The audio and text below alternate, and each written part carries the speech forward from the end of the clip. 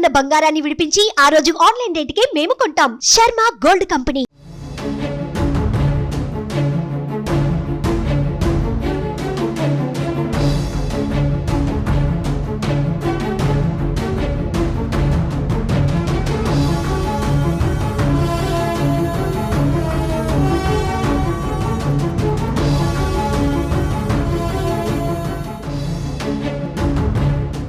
కొత్త సంవత్సరంలో యూపీఏలో ఓ ఉన్మాది చేసిన కిరాతకం దేశంలో సంచలనంగా మారింది.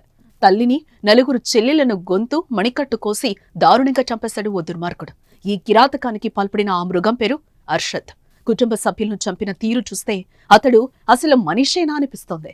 చంపేసి మళ్లీ ఇదంతా వారిని రక్షించేందుకే అంటూ వీడియో కూడా విడుదల చేశాడు. అర్షద్ తల్లిదండ్రులు, నలుగురు చెల్లెలతో కలిసి ఆగ్రాలో నివసిస్తున్నాడు. ఇటీవల వీరందరూ అజ్మీర్కెళ్లారు. అక్కడి నుంచి సోమవారం లక్నో చేరుకుని స్థానికంగా ఉన్న శరణ్జీత్ అనే హోటల్లో దిగారు. మంగళవారం రాత్రి అర్షద్ విషం కలిపిన ఆహారం తీసుకొచ్చి తల్లి, చెల్లెలకు అందజేశాడు.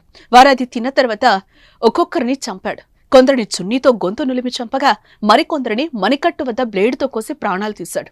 చంపేటప్పుడు అరవకుండా నోట్లో గుడ్డలు పెట్టాడు. అయితే తండ్రిని మాత్రం ప్రాణాలతో వదిలేశాడు.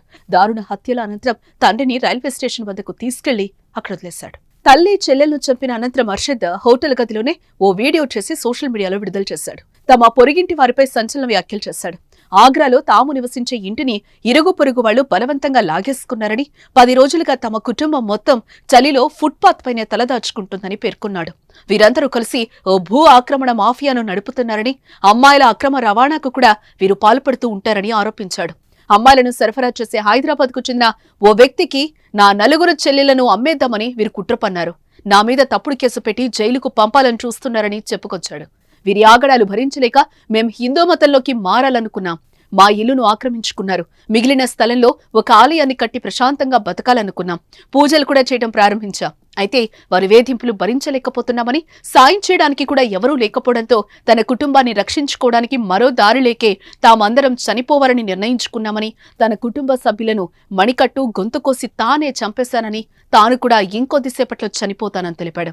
రాత్రి 2 గంటలకు ఈ వీడియో చేస్తున్నానంటూ దుప్పట్లతో కప్పి ఉన్న తన వారి మృతదేహాన్ని కూడా ఈ వీడియోలో అర్షద్ రికార్డ్ చేశాడు.